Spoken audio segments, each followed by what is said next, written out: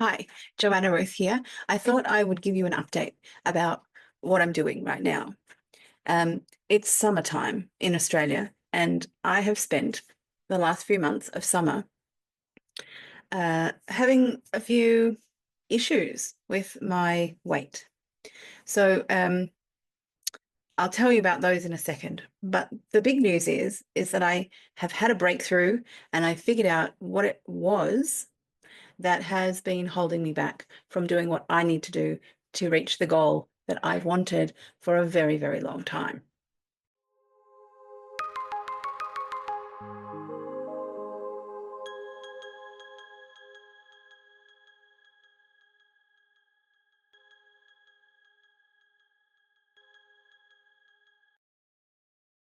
The Fasting Diaries of Joanna Ruth, how she just stopped eating altogether. So the key to it, or the end of the story, I suppose I'm living it now, is fasting. So I am an absolute abstainer. I'm the most abstaining of abstainers. I can stick to rules, but it seems like I haven't been able to stick to rules if they're half, a little bit this, a little bit that. So I've had some interference, signaling interference, coming from my psychology. And hence, that's why I'm really interested in this. I've had this goal of being a thin, fit, active person since I was, I don't know, 20 years old, 20, 22. I'm 52 now. So that's 30 years of having a goal and trying to figure out what I need to do, how I need to do it, and how do I get it done, and how do I be in that kind of body. It all started when I was 12, and I've known that for a really long time. Probably not when I was 12, but looking back in my young adult years, I've recognized, I knew that's when the weight started coming on. Um, I knew that my body started slowing down. I knew that I felt uncomfortable in my body from puberty onwards. I never realized how impacting a particular year of my life was. And we'll talk more about that because that's very, very pivotal to the understanding of what's important to get yourself to a weight loss goal when it seems elusive and you just, whatever you do, even you're doing the most strict thing that no one else is thinking about possibly doing, you still can't reach your goal. And that's been me. And I'm a very, very strict, stubborn, persevering person. And I still hadn't been able to reach the goal. So the good news is I am now reaching the goal. In the last 10 days, I've lost 6.4 kilograms, and I'll tell you how I'm doing it. It's essentially fasting, but how am I doing that? So it's easy to tell someone, oh, you just don't eat. But I couldn't tell myself to just not eat. So let me tell you about the lead up to starting this journey of fasting. And then we'll get on to other things about what's been going on in the process of fasting. So why fasting? Well, um, about 10 days ago, I think I weighed myself and I was 118 kilos, 118 kg. That's a lot. Um, and I was 118 kilos before I cut out dairy and I lost about 4 or 5 kilos. And I was sitting around 111, 112. Then summer came in Australia and the light profile changes when the season changes. And I am very um, sensitive to signaling. I'm learning. I'm really sensitive. My body is really obedient to all kinds of natural signals and unnatural ones as well. So it's just really sensitive. I'm a very sensitive creature. So why fasting? Well, I thought the only way to get the fat to be used up is to not give myself any. So I thought, okay, well, if I want to be able to do fasting, I need to prime. I need to make sure that I'm eating saturated fat. If I had put on 4 kilos in 2 months because the light profile changed and I started eating more seafood and less beef. And what that tells me is I was inputting more linoleic acid because all the available seafood, easily available seafood from supermarkets in Australia is farmed. So the fish are not eating fish, the fish are eating kibble. And they have the wrong fat profile for what we need if we're going to eat them. So that's where the 4 kilos, moving up to the 18 kilos came from.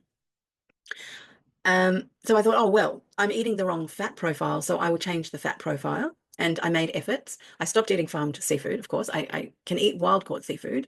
I put beef back in and I found ways to increase my saturated fat.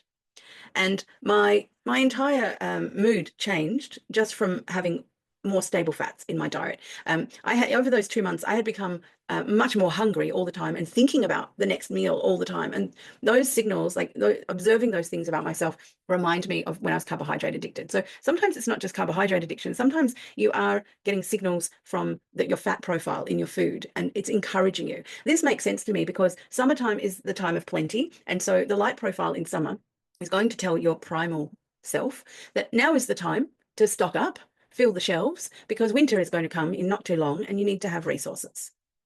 So that's how my body was responding to the light profile. And I didn't consciously override those behaviors. So I decided, okay, first change the fat profile, which I did.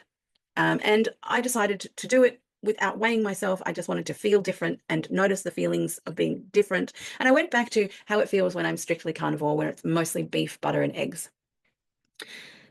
So I decided to weigh myself about 10 days ago to see what had been happening.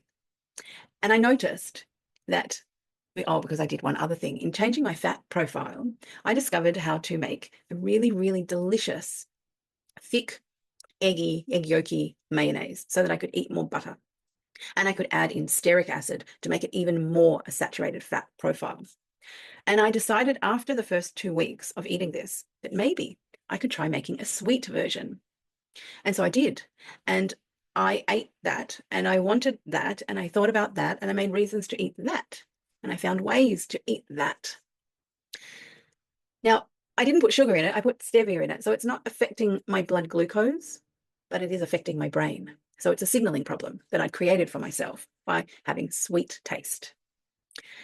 And I decided, well, I've been restricting myself from all different things, from almost like in terms of food and drink, almost everything for a really long time. No one else has to do this. And I seem to have to do this. And I'm just wondering what else is going on here, because I'm not losing weight from eating lots of fat. I'm sabotaging myself in the throes of this process. And I thought, well, if I have no other option, I would take that sweet taste out again because I've done it before, I can do it again. And I left it at that and I thought, I will just have a think about it today. Now, this was at the exact time that I was participating in a free 3-day seminar on personal development.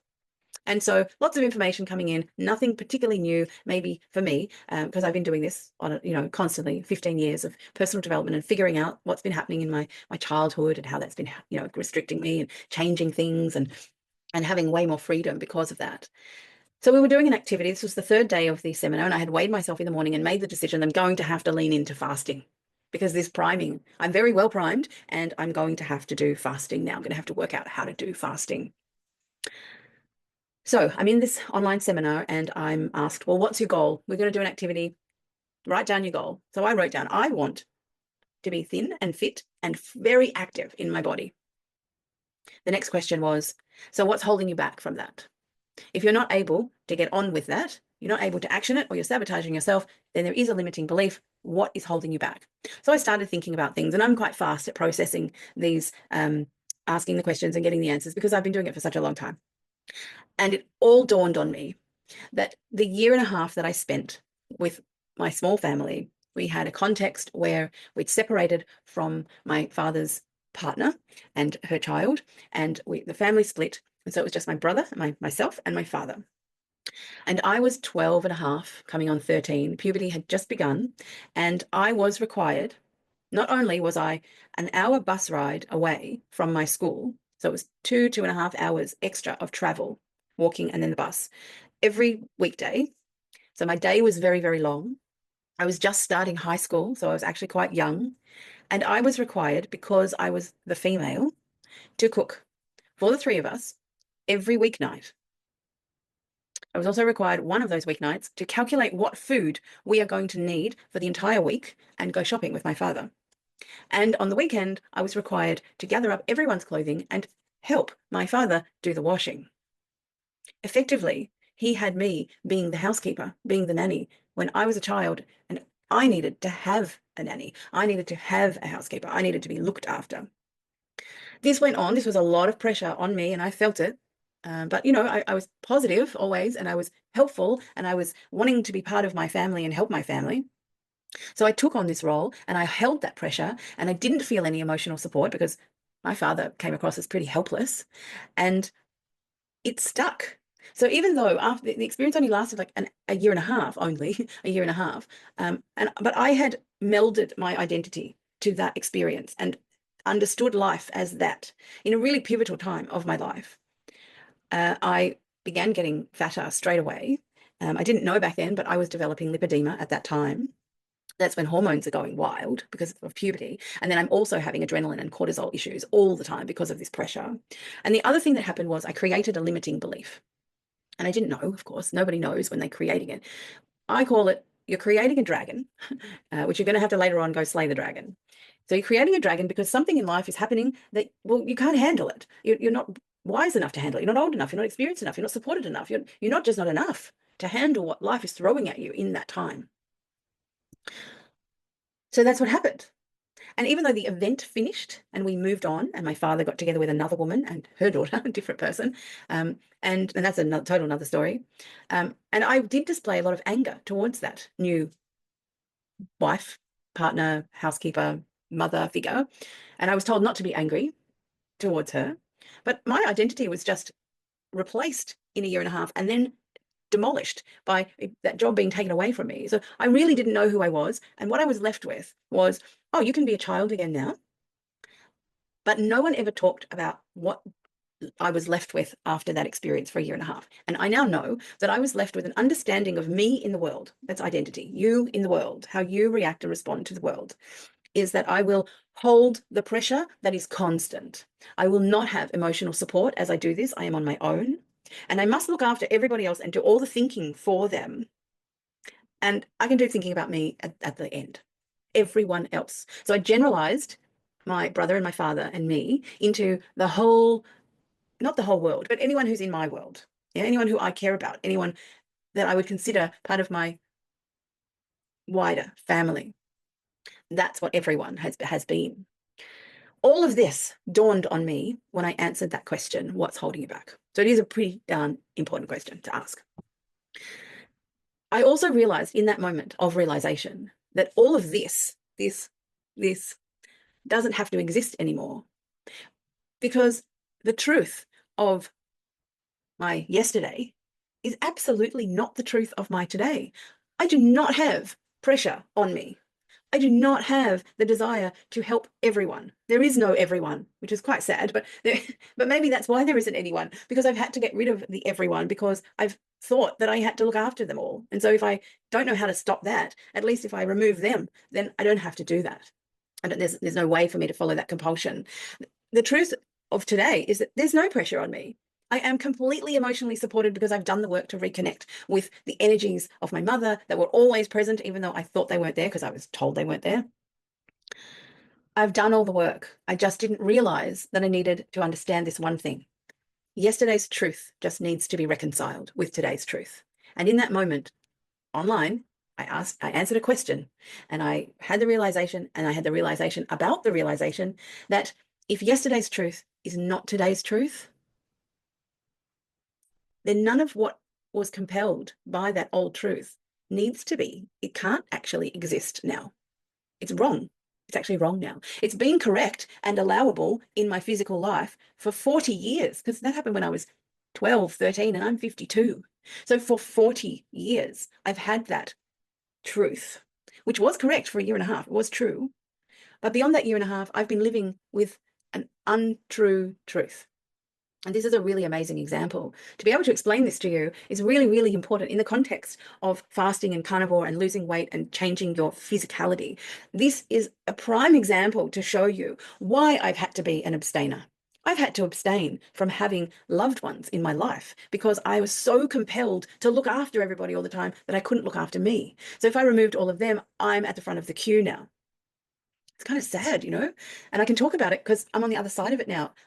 That compulsion is just not present. It's gone. It came from a lie. Yeah. So in today's thinking, in my life today, that old truth is a lie. And I don't do lying. I live in truth always, because that's the safest place to live. You can work out the truth and you live in truth. You're nice and safe. You're secure. So what happened? Well, my 118 kilo body realized it doesn't have, the mind realized That's incorrect now. That physical representation was a physical representation of the old truth. The old truth has been reconciled and deleted, thrown out, can't exist now, because I know what today's truth is. Today's truth is who I truly am. I've always known since I was quite young, maybe around 18, 19, 20, when I started to feel really heavy. I've always known I'm a fit person.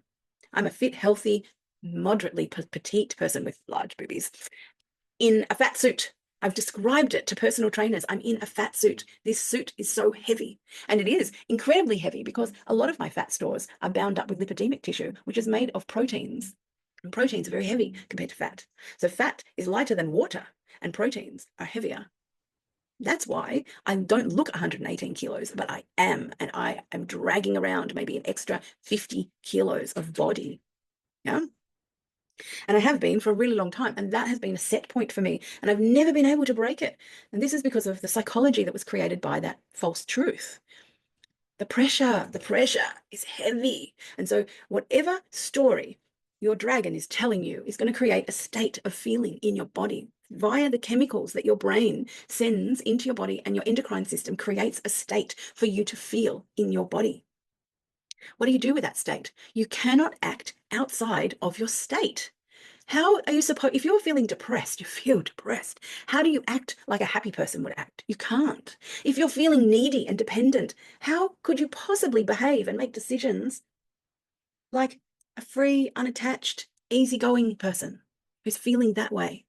You have to behave according to your state. So if you want consciously to have something different in your physical world, you want to behave in a different way that brings you a different physical reality, you must create a state change. Carnivore does this for you. Carnivore gives you stability when you were all wobbly. Carnivore gives you energy, flatlining energy that you can use all the time. And this is really beneficial for people, this state change, because we are using fat signaling. Yeah. Like, so now we come back to the eating the farmed seafood was the wrong fat signaling for me. And I created a state of gathering and holding of resources and slowing down. And I couldn't do anything other than that. So I changed the fat profile, and all of a sudden I started to speed up and feel a little bit less needy for gathering food. I didn't consciously think to gather more food. It was all about state change and signaling. So this stuff is really, really important. And I really want to help people to understand that there are ways to work with this system, this meat suit that we live in. There are ways to work through it and to get to the goals that you want to get to, because, well, you're not going to be happy until you reach your goals. That's why you're here, is to work your way through it and get to your goals. So what did I do? 118 kilos, realized what the untruth was, reconciled all of that. And then I thought, well, I'm going to start fasting tomorrow, because that's what I want to do. I know that if I can fast, if I can fast, I will create the two actions in my physical body that I've wanted for a very long time. And that is using the fat for fuel. You've got to use language correctly, guys. Don't lose weight. You lose it, you can find it again. Language really matters. We are story beings. I'm not going to lose weight. I'm going to use the body fat as fuel. And I'm also going to create a state, a physical state in my body where there is signaling for my body to recycle the proteins that are no longer necessary. And for me, they are sitting, I'm going to sneeze maybe, in my lipidemic tissue. Oh, show you here. So if you haven't understood lipedema yet, whether you are a female who is suffering from it, we're a significant chunk of the population, or you're a male who has a partner who's suffering from it. Very, very, very few men suffer from lipedema. So that's why I say if you have a partner. Now, lipedema, okay, here's an example I'm going to try to show you. See here, it is a bit chubby here and here. There is fat there. There's more on the top. Oh, what's that? Go away. But it's smooth. Yeah, smooth, smooth, smooth. Okay, come up to here. It's not smooth. So if I stretch the skin, I don't know if can you see that? Try to move the light so you can see it a bit more. See here, it is not smooth. So there are stretch marks on the skin, which come from lack of elasticity in the skin and a lot of growth all at once. And inside here, oh, that's a bit painful. Inside here is like marbles. Yeah. So it's not smooth like here, not smooth like here. It's really thick and knotty.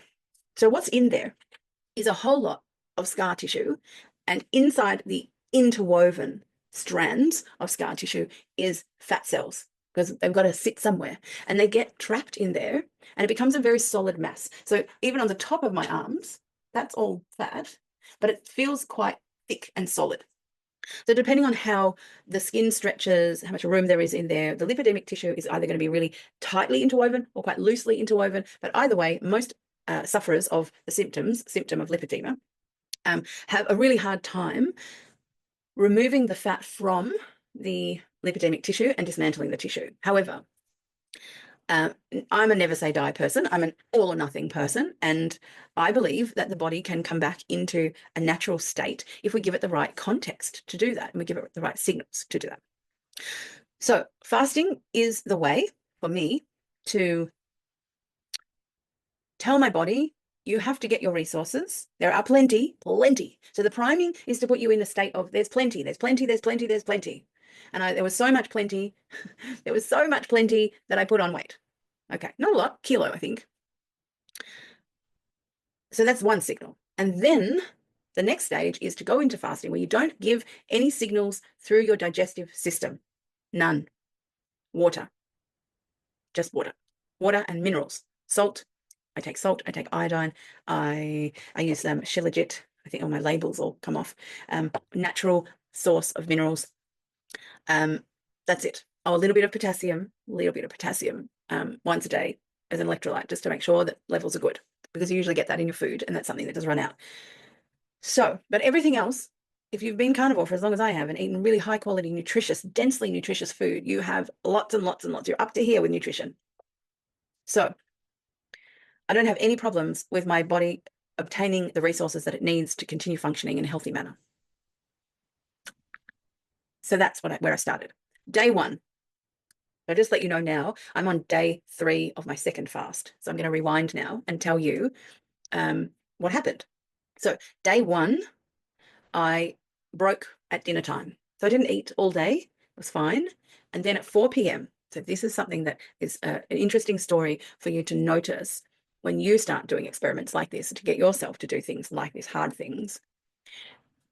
I still, even though I reconciled the lack of truth of that story, I still had habits. I still had nervous system habits, because that's how our system works. If we didn't have the function of creating habits, we would have to consciously think about every single thing, and we'd get nothing done. We'd be back at cavemen, yeah, consciously thinking about how do we do this? We wouldn't be able to learn anything.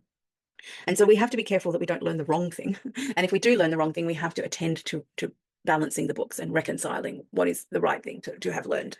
Hence the illusion of a truth and the reality of today's truth. Yeah. I broke at 4 o'clock, and here's how it happened. My stomach started being chatty. I call it chatty tummy. And I started getting a headache. Not just enough to be really annoying. And it's a particular kind of headache that I've always gotten. My jaw starts to feel achy, and it's kind of tension through the shoulders and the neck. So I know I haven't got a brain hemorrhage or something, because I'm used to this headachy feeling that comes. And I thought, oh, okay, well, I'll take a Panadol, just one. I don't like to take drugs so much, but can't stand I dislike headaches more than I dislike taking pharmaceuticals. So I took one Panadol. I thought, it's not such a massive headache. If I take one Panadol, I won't notice it anymore, and I'll have a meal. At least I intermittently fasted today. And I'll try again tomorrow. So that's what I did. Everything went as planned. The new plan, not the original plan. So the next day, day 2, I began again. It's day 1 again. Groundhog Day. And it was Groundhog Day. At 4 o'clock, the same thing happened. And I was hip to that groove now, because I didn't have the old story telling me that this behavior is normal. You have to now look after yourself and be compassionate and just do it softly, softly. No, I didn't have any of that self-talk.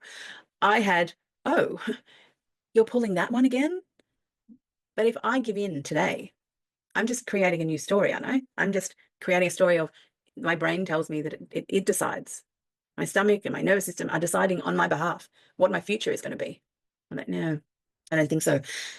So I took the Panadol because I don't like the headache, but I didn't eat. And I didn't eat the next day. Didn't have a headache. And I didn't eat the next day. I did have a headache. Took Panadol. Just the one. And at that point in time, I was thinking, you know what? If I have to take one Panadol every day for the next 40 days. I don't care because that's a reasonable price to pay. My stomach can handle one Panadol per day. Panadol, paracetamol, if you're in America. Panadol's a brand here. So that's what I did. And then Friday, no headache, no eating. Now, my refeeding experience is a totally different, in Yiddish, we call it a balagan. Yeah. I had to learn some things about refeeding. I had to learn some things about not having food in your stomach for 5 days and what that does to your stomach. And yes, so it's safe to say I didn't sleep very well Friday night, but it was all balanced out and all dealt with by the middle of Saturday. So it didn't hurt me too much for too long. So let me tell you, I've got a list. I've got a diary, my fasting diary here on the computer. I did a 5-day fast. So one intermittent day fast, and I did a 5-day fast. And in that 5 days, my goal was to do a 5-day fast, just see what happens and learn from the whole experience and learn from the refeeding I did. I began to measure ketones because without the limiting belief, the story, the old untrue story, I was free to consciously be inquisitive and know what's going on. And I really do like to know what's going on because I like to manage this stuff. And I've been so undercut by this dragon that really did help me at the time to set me up to survive. But then I don't know, I got older, I got wiser, I learned a lot more, I became more capable. I didn't need my dragon anymore. But the dragon was still there until you actually go and chat to your dragon and say, oh, sorry, did I forget? No, we're not doing that anymore. Oh, damn, I'm sorry I've been wasting your time for such a long time. But it's we've got a new thing going on now. So you can just sit down and have a break. And I might need you again. I really might need you again because I live an adventurous life. But thank you. Thank you for helping me when I asked you to help me. And thank you for stopping helping me because the help is not actually helping anymore. So once you do that, then it's all just clear, level playing field. Nothing is uphill anymore, and you can know everything. You're not going to be seeing an illusion. You're going to be seeing the reality. So I started measuring ketones. I had bought myself probably a year before a Keto Mojo, which is actually really hard to get in Australia. So I paid lots of money to have it. I bought it through a company that will then send it to Australia. So I paid extra for that. And now they don't even make the strips, so I had to buy a new one, but I can get it in Australia. But I'm not getting the Keto Mojo because it's a bit expensive. So another brand, ketones, I don't mind because I need to be able to buy the strips. Yeah. So just got to do what you got to do. So I started measuring ketones. So the day that I did intermittent fasting, my highest ketones were 0.2.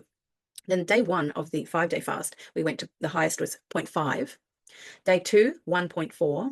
Day 3, 1.8. Day 4, 1.7. Day 5, 2.5. I think my body, my brain, my physical system got the message by day 5. It was a very strange week. Yeah. To not have food in your body is very ungrounding for what it was for me. I didn't get very much work done, but I had a lot of thoughts, not analytical thoughts, like thoughts like, oh, is that? Wow, yeah. So it's a bit of an airy fairy week. I did do some work, but I found it very hard to use my left brain capacity. I found it very easy to use my right brain capacity. So that was very interesting for me. It's a total different story this week, though. After I refed for 2 days, thinking that I needed to, and I did in a sense. I'm not sure that I really need to physically, but I needed to do it as a learning experience and give me perspective when I come into the next fast. And also to understand what happens physiologically, what it feels like when you come in and out of fasting. And do you want to come in and out of fasting, or do you want to stay in fasting, or do you not you stay out of fasting? You need to survey the landscape to be able to work out what it is you want to do. But to be able to survey the landscape without like a particular color, like a belief illusory color, you have to attend to the story that the dragon's telling you to keep you safe, of course, from that hard world, that pressureful world. For me, that's what it was. Yeah, it's very safe in my 118 kilos. Okay, so what else can I tell you? So weight, you want to know about weight? So I started the intermittent fast day. I was 118. Now I didn't want to weigh myself straight away because I can get a little obsessed with the details, and I'm could only go on the past version of me because that's the only me that I remember. I've come to the point now where I realize I don't know you. You are so different. You are so free. I am so me. I mean, just me doing this with you. I couldn't do this. I couldn't speak to you so honestly and so freely without having thoughts going on in my head about what are they going to think and should I say this and should I say that? Oh, it's exhausting. Anyway, I'm really glad to just present my am and be my am with you, which is all I've ever wanted my whole entire adult life. It's a long time. My gosh, 52, it's a long time. I want to be me for a little while I'm in this body. because, you know, if you spend your whole life struggling with what it is that's making you be other than your am, at what point do you get to be your am? And how much physical quality have you got left in your life at that time? You can't spend, if I spent my whole life until I'm like 80 years old figuring out why my life was so hard, I wouldn't be able to live my am because my body would be too old. I want to still run and I want to dance and I want to sing and I want to run. I want to do it all. I want to do it all. I'm going to catch up everything. And I hope you come with me because it's so much fun. So much fun. Life should be hard work and then lots of fun. You know, hard work so you can have fun. Gratitude while you're having fun. You know, grateful because you've earned it. You've earned it. So I first weighed myself on day 3. So more, I waited a couple of days. A little bit patient, not a lot. I was going to wait till the end, but I thought, you know what? This seems to be working. My ketones are up. I should have a little bit of a lower weight. And even if it's like half a kilo, I'm happy. So I weighed in day 3 at 116. So that's 2 kilograms down from 2 full days of fasting. By the end of day 5, I was at 113.4 for 5 days of fasting. So 4.5 kilos from 5 days of fasting. And I was pretty impressed with that. I thought, wow, I'm going to do some calculating. I'm going to calculate if I average 3/4 of a kilo to a kilo for every full day of fasting, I will get the majority of this fat suit off me and the lipidemic tissue because I'm not feeding myself any protein. So any protein loss is not going to come from my muscles because I'm using my muscles. I've got energy to use my muscles, but I've got a whole lot of storage of proteins that can be dismantled that have no place being there anymore because there's no story about the pressure and I need fortification for my pressure. It's inappropriate in the physical. It's no, if your story is no longer there, it's no longer active, the dragon is not telling you the story, it doesn't translate into your chemical/frequency state in your body, and therefore it will not manifest into your physical self. In fact, your physical self has to alter. It has to, and your behavior will change so that your physical body manifests according to the new state in your body. So you really do need to change. You can't change the state without changing the story, because the story creates the state, and the story is created by beliefs. And your dragon has those beliefs until you teach it otherwise. Yeah, because the dragon is not really your essential you. It's like a third-party software thing. You're like your operating system on a computer, and all these beliefs, these extra beliefs that come through living life, they're like third-party software that's been installed. And so you need to find it, and then you need to uninstall it. So now I'm into day 2. Okay, so over the refeeding days, my weight did level out just a little bit. My ketones stayed pretty good because I ate carnivore.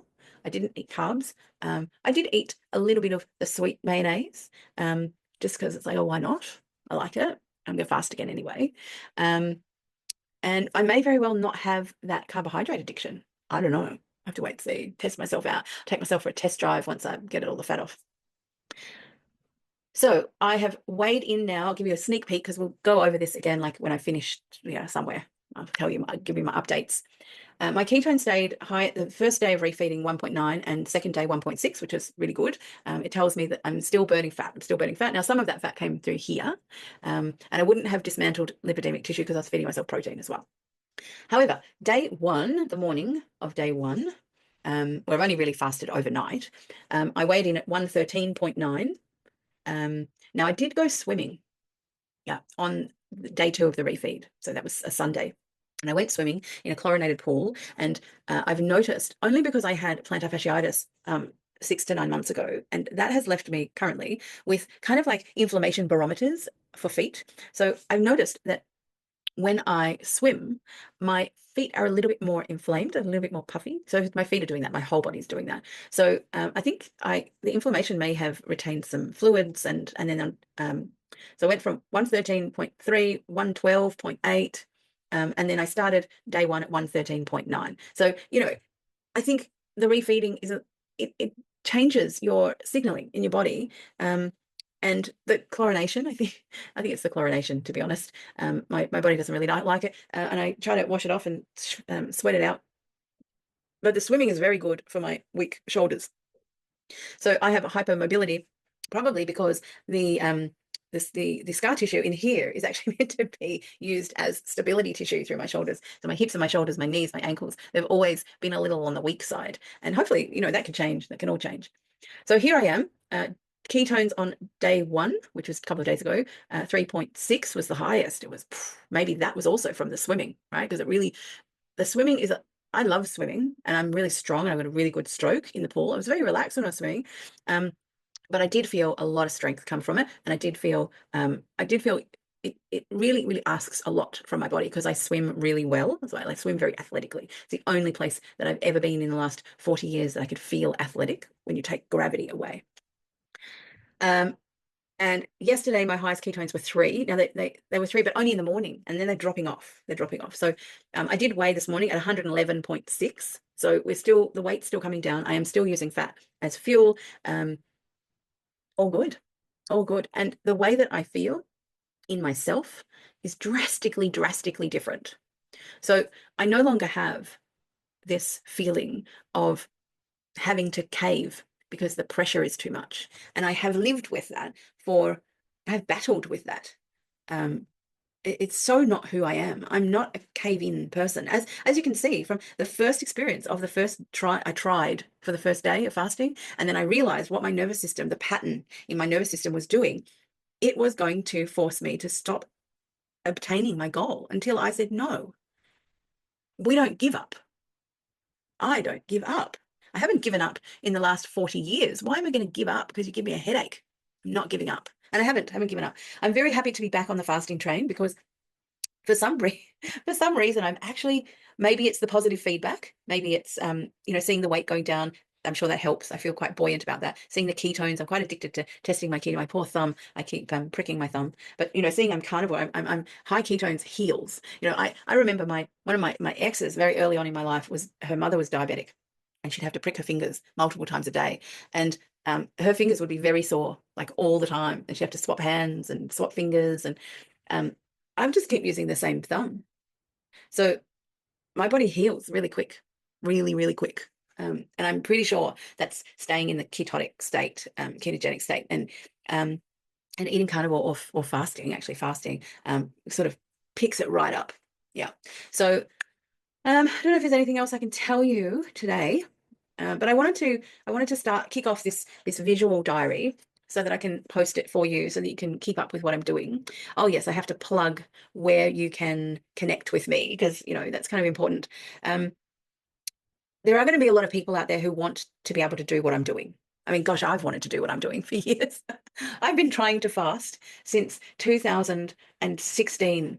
I tried to fast. That was the first time I tried to fast. I was keto then, but I knew about fasting, and I was trying to fast. And the only time I ever succeeded in fasting was when the context was providing so much adrenaline that I was just running on adrenaline, and I ended up fasting because it was easier. But in terms of my everyday context, no, I could not parent myself consistently enough to get myself to fast. And my nervous system would react like going overboard, like hypochondriac kind of level. And that's not who I am. And I've known that's not who I am. And I couldn't quite work out why my body would freak out all the time. And, this belief hasn't just been affecting my lack of ability to fast. I'm a singer and a songwriter, and I have to perform, otherwise no one hears my music. And I love to share it with people, especially when I write Yiddish music for my community. I love to share it with them because they're hungry for it. They don't have a lot of new content, and this is content that's made by someone who's like them in their community. And I get up on stage and I'm really happy, consciously really happy to be there, and I'm sweating buckets, like I'm dripping with sweat for as long as I'm performing, and then 15 minutes afterwards it's all dried up and I start getting cold again because I'm tired. I don't think that's going to happen anymore. I just feel like it's not going to happen anymore. I feel so calm and so relaxed. My baseline is so, so balanced. It's just so nice. It's really very me. I'm not worrying about anything, like anything. So, a belief and a belief held by a dragon telling you a story is more powerful signal than fat signaling. It's more powerful than sugar signaling. It's more powerful than adrenaline. It's more powerful than any physical signal, because it's happening like as an undercurrent. It's happening in response to so many aspects of your life. So be mindful that, it is important to understand how to physically work with your physical self. But if your problem is physical and you apply the physical rules, change the fat signaling, eat more tallow, eat saturated fat because that's satiating, and don't eat the other fats and oils, change that. Don't put the sweet taste in your mouth. Don't trigger the glucose spiking in your bloodstream. Do what you can. All of these things is doing what you can to lower your insulin down and allow your ketones to rise up so that your body can use the fuel that it's been collecting for a really long time for this time in your life. It's winter. Yeah, you got to do what it takes to put yourself in a kind of winter. You got to give the winter signals. That's how the fat gets used up for fuel. That's one aspect to it. So you've got to, if you're going to fast, you've got to have fat to use as fuel. And if you're going to fast, you have to teach your body how. Remind it. It knows how, but it can't remember. So you have to give it all the right signals that we're in winter now, honey. We've been in summer for a really long time. We're in winter now. We're just going to have a short little winter. And then we're going to keep rotating around. We're going to, when it's summer, we might put on a few kilos. When it's winter, we'll lose more. We will do what's right for our body. And the third thing is you have to make sure that you don't have any psychological signaling, because that is the more powerful signal by far, by far. And if you don't believe that, then you're living in an illusion, which is very common, by the way. I have known how powerful our stories are. I hear it when I'm working with clients. I hear it when you give me an excuse. Oh, but I can't. Oh, that's just because of. I learned that a long time ago. I'm just like that. That's how my life has been. All of those reasons are coming from your stories, and your stories are made from your beliefs, and your beliefs happen. They were true at the time, and apparently they need to be uncovered for their lack of truth. So this is what I do. This is what I want to help you with. I want everyone in the world to be able to do this and be your Yeah, don't be other than you. Be you. Be your So where can you find me? You can find me now on Facebook. I've started Facebook so that we can have community connection. So there are 2 groups on Facebook. So it's called Low. It's up here. Low 20 Carb. Yeah, write that down or remember it, whichever works for you. Low 20 Carb. There is a Facebook group called Low to Zero Carb Public, open to the public, and there is a Facebook group called Low to Zero Carb Members.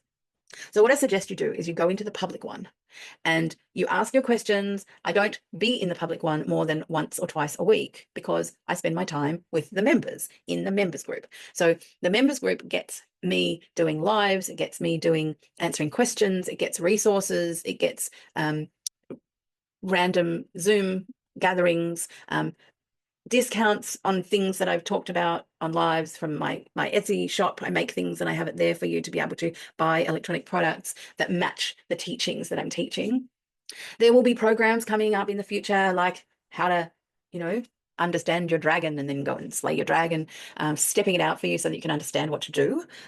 This is a new concept for many, many people. And for a few, it's not a new concept, but just because you know about it doesn't mean you're actually doing it. Because I've known about all of this for about 15 years and I've been slowly doing it, but I didn't get it done until just now. Yeah. So it is about persistence and knowing what you want and being clever about approaching your actions. The actions that you take are pivotal to achieving your goals. And achieving goals is the biggest buzz you can have in your life. Set a goal, figure out how to get there, do all the things, get all your ducks in a row, get your story straight. Yeah. So you can watch me on 2 YouTube channels, depending on where your interests lie. So everyone's a little different. So if you are specifically wanting to approach this regarding your weight and your health, then you need to go to Low to Zero Carb. That's the YouTube channel for that. If, however, and you can watch both, I don't mind. If, however, you are interested more or also in how to understand your dragon, understand your soul self more, your true discovering that part of yourself, I have another YouTube channel called School of Self. Okay, so that's where that content, this is opposite. I'm getting confused because I'm looking at me pointing. So that's where you go for the more esoteric side of things. Very practical, very, very practical. It's not useful unless it's useful knowledge, skills.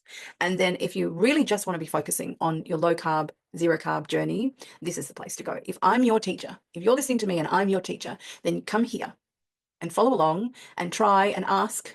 Yeah. So YouTube, you can write comments for sure, and I'll read them. Both channels, I will read all the comments. I always will, because these YouTube channels are designed to give you the lessons. Yeah. So you can go to school. Yeah. It's kind of a way of going to school. Think of it, if you ever went to university. I went to university many moons ago. We had lectures where we sat there and we listened. So that's a bit like the YouTube channels. And then we had little tutorials of smaller groups of us. So say there were 100 people in the lectures, there'd be 5 tutorial groups that you'd slot into. You'd go to yours and there would be a smaller group with the lecturer to have conversation about it, to ask questions, to do activities. That's what the Facebook group is for. So currently we have a Facebook group for low to zero. We have the public group, which is for everyone just come in, mill about, talk to each other, help each other. You might be in the members group and also in the public group and have learned something, and you want to encourage people who haven't quite paid for membership yet, but they need to know this stuff. So you go in and you talk to them about it, and you become a bit more of a teacher inside that public group, which would be fantastic, because that public group can have an infinite number of people, whereas the members group, the bigger it gets, the more work there is for me to do in answering your questions. I probably won't get to all of them, but everyone has very similar questions. So if you read the answers to other people's questions, you'll probably get your answers along the way. And I'll try to answer different kinds of questions so that we can spread it all out. So that's the structure. And then in terms of buying your helping materials and your textbooks, we have everything in the Etsy shop, whether it be things that are focused particularly for your low carb journey, or whether it be more your esoteric journey over here. It's all available to you in electronic and printable products through the Etsy store that I have created specifically for all of this. This is my mission. This is what I'm going to do. I've always known that I had to go first. It's always been like that in my life. I am coming out of the closet as I've been an abstainer, and I'm doing the epitome of abstaining, which is fasting. And I want to let you in on my goal, yeah, because it's not really, I don't need to be accountable to you, because I'm able to be accountable to me now. I don't have this intermittent parenting going on because the story has been deleted. However, I have a little tracking program here.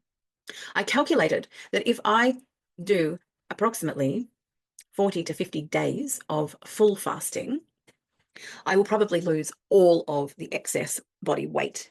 Yeah, not just the fat, the lipidemic tissue too. And I'm basically going to keep going until it's all gone, because it's unnecessary and it's just doesn't fit my story, doesn't fit my new story. So that's how impressive changing the story is. It doesn't, my physical body now, I'm in a hurry now, I'm in a hurry because my story changed. So my state's changed. So my physical body needs to change. It has to match. Everything has to match always. But it's top down. Yeah. Water only flows one way. Yeah. It starts with the thoughts, the beliefs of what is true, turns into a story to tell you, constantly tell you, and create state in your body, which is chemically produced by your brain and your body organs. And then you can't help but be that physically. That's how it works. I've tested it out. They all say that's how it works, and I've tested it out, and that's how it works. In practice, that is how it works. So watch this space. Yeah, watch this space, because I'm going to keep coming on and talking to you and hopefully not rambling on for too long. We've only got about 50 days, because I'd tell you, refeeding. I'm going to do a video just on refeeding, because it was an experience. It was an experience, and I'm just not inclined to go out of fasting. I was thinking in the car. No, I was talking to my friend in the car last night, because I was thinking yesterday how we all know in the carnivore community, we all know that it takes about 3 years of someone going vegan before everything starts, crapping its pants, and they get really sick and they come down, they've got gut issues, and then autoimmune comes after that, and skin issues and all the things. So you've got a combination of the chemical affronting that happens when all you eat is plants. And then you've also got the lack of nutrition in those plants, because no one really can afford biodynamic food where they feed the soil. And it's few and far between as well. So how do you get it even if you can afford it? So everyone's eating a lot of calories and fiber, and a lot of protein, and not a lot of micronutrients, and certainly not the essential ones that you find in animal products, especially animal fats. So I think we've all gone on the water soluble vitamin bandwagon. I forgot all about the fat soluble vitamins, and I think they're actually more important, to be honest. But that's just my opinion. So if a vegan takes 3 years to fall apart, and maybe they start falling apart at like year 2, but they don't notice because the ideology illusion, the color of that illusion stops them from noticing, perhaps. But they all say in the beginning, I feel great, because they do. They feel really light. But that's because they're using up resources from before. They're using up fat stores. They're using up old proteins. They're using up stores of fat-soluble vitamins. And they're getting some water-soluble vitamins and minerals from their food that they're getting, but not a lot. Once all those stores have run out, they're skinny as, their muscles are gone, and they've got no stores of their fat-soluble vitamins left. That's when they start having big problems. So I'm not taking a year to fast all this off. Not according to the numbers. So watch this space because I may not be going back into refeeding. I might just keep fasting. As long as I feel good, I'm going to fast because the autophagy that's happening is really important to me. And of course, the fat being used up as fuel. But I really, my focus now is I don't want to upset the flow. Yeah. It takes 3 days for the body to get into a flow. Yeah.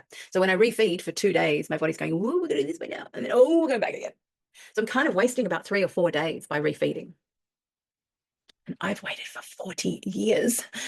I've waited for 40 years and I've only got like a month and a half. A month and a half. Now, if you're in Australia, or you're in Melbourne, come and see me, come and meet me. Dave Mack sent me the flyer for, oh, I don't know, can I screen share? Maybe. Let me open it. Where is it? Ah, there it is. Let me open it for you. Okay, I'm going to try to screen share it for you. Okay, screen share. That's the one. And share. Can you see it? I think you can. Okay, so this is called Carnival Live Melbourne. It's in Albert Park, which is only like a 30 minutes walk from my apartment, which is awesome. We've got some really cool people. We've got some Australian people and we've got some people from overseas. Dave Mack lives in Japan, but he's from Melbourne originally. Bradley Marshall is from Melbourne. I don't know Tom McDonald and Veronica Larasova, but I will. And Anthony Faisi. I've seen him interviewed. He is all about exercise and the carnivore diet, which is going to be really totally interesting. Bart K, total information hub there. So there's and Bella, the steak and butter gal, very cool, and Dr. Kiltz, all these people that I'm like missing out. And Carnival Ray, have you watched Carnival Ray? He's like he's got a really good sense of humor. I like him a lot. Okay, I'm gonna stop sharing. So write all that down or take a screenshot or pause or something. Okay, I'm back. So I'm going to meet them all. I bought myself a gold ticket so I can sit at the front and hear it all. And I get to go to a dinner the night before and meet them all at dinner and talk to them all. And if you would like to come and play, I will be there on the day. And happy to talk to anyone about anything. And join the Facebook group because that's where you get to interact with me and everyone else who's also attracted to interacting with me. So we're all going to have the same kind of issues, lipedema, being overweight for a really long time, not being able to get it off, despite doing carnivore, having lots of roadblocks, having lots of psychological stuff and anxiety and pressure and all that sort of stuff. It's all coming from stories. And I am rather good at finding them, helping other people find them. So I'm hoping that I can do a lot of helping you to find them yourself. And the members group is designed so that perhaps I can help you even more to find them. And maybe we'll do some like live Zoom stuff where brave people will come and have like a private session, but online so people can see what's going on. So they get a bit more of a model of how it kind of can work. And yeah, it's going to be all sorts of exciting. Well, I think it's exciting. It's up my alley. I have to get on with my day. I've been chatting for a long time. I don't know how long this has been going on. An hour and a half I've been chatting to you. I'm going to have to go edit this because I'm sure there's stuff that's taking up space that doesn't need to be there. I will see you again. I'm going to come back and talk about whatever I haven't talked about. I might do that like in a week. And I might talk about the refeeding because, yeah, maybe I'll come back towards the end of this fast. So my plan is to do, so I did the 5 days and then the plan refeed for 2 days and then 12 days. So skip, fast over a weekend. And so 5 days, 2 days and 5 days. I've now kind of rethought that I don't need to add the nutrition back in, like the refeed nutrition back in because I think, like the vegans do, they just use up their resources. And, I have 15 boxes of eggs that I had to make into egg wraps and boiled eggs and put them in the freezer. My fridge is empty because I'm going to fast for the next month. I don't want to lose all the high quality food that I buy. I've got a subscription box for wild caught seafood that comes once every 2 months. And I have just enough space in my freezer to shove it in there. And it'll be there for me when I come out of all the fasting and I won't have to spend money on food for probably another couple of months. It's delightfully inexpensive this time of my life. So yeah, so that's it from me, Joanna Ruth. If you're interested in anything else that I'm doing, it's all down here. Ta-da! I'll show you my hand underneath. This is my website. Oh, hang on. Stop picking up my finger. JoannaRuth.Online. So everything I do, the coaching, the Facebook group's going to be on there in a minute. That's my job today is create the page for that. The School of Self programs, everything I do, all the music that I do, everything. The Etsy shop products, they're all listed on there. You can find everything on there. Hopefully it's well done enough. Hopefully I did it well enough for you to navigate around well enough. You can email me via the website. Any suggestions, let me know. I'm just doing what I'm doing because I feel like I've had enough experiences to be able to help other people get their jobs done. And if the hiccup is solvable, let's solve it. Yeah. And I realize there are so many people in this world who can't afford to hire a coach. So many. So that's why the members group exists, because you may not be able to find, $100 to have one session with a coach, and that's not enough for you. Um, that one session could be translated into 4 months of membership in the private group. So that's 4 months of every day you can ask questions. I mean, they may not all be directly answered, but you can participate. You can ask questions. You can put your hand up to be coached, and live recorded. Yeah, you can take advantage of all the stuff that you can suggest. You say, I really want this, but I can't afford it. How is there a way we could do it in the group? So I have a certain amount of time that I'm willing to give to the group every week, and once the membership gets to a certain level, where if I feel that people aren't getting enough attention, I'll either have to drop the price or have to stop people coming into that group, because that's the tutorial space. And if you're not getting your questions answered, if you're not happy, you'll drop out of the group anyway. So we have to make sure the group works, and keeps everyone happy and effective and getting towards their goal. And of course, people who achieve their goal may not want to stay in the group anymore. They may not need to. So anyways, that's it from me today. Thanks for sticking around. Gosh, if you stuck around this long, you must love me jabbering on. There's gonna be like an hour and a half video. Sorry, I'm gonna stop talking that much. Anyway, watch this space, because I think this face is going to change. I've got another pair of glasses as well, so that might change as well. But yes, and I'm documenting visually as well. Once a week, I dress up in my skin-colored tight clothes, and I take full body shots, front and back, and arms and legs, just to give reference to what's going on with the body and how things are changing. Face shots. I take selfies of me all the time. Yeah, so join in, ask questions, make comments, whatever you like. Join the Facebook group. I think it's going to be awesome. I really love to hang out with you in there.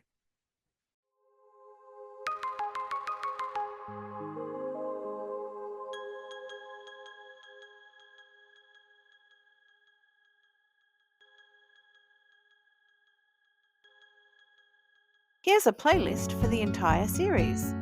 Please like and subscribe, it helps more than you know. See you in the next video.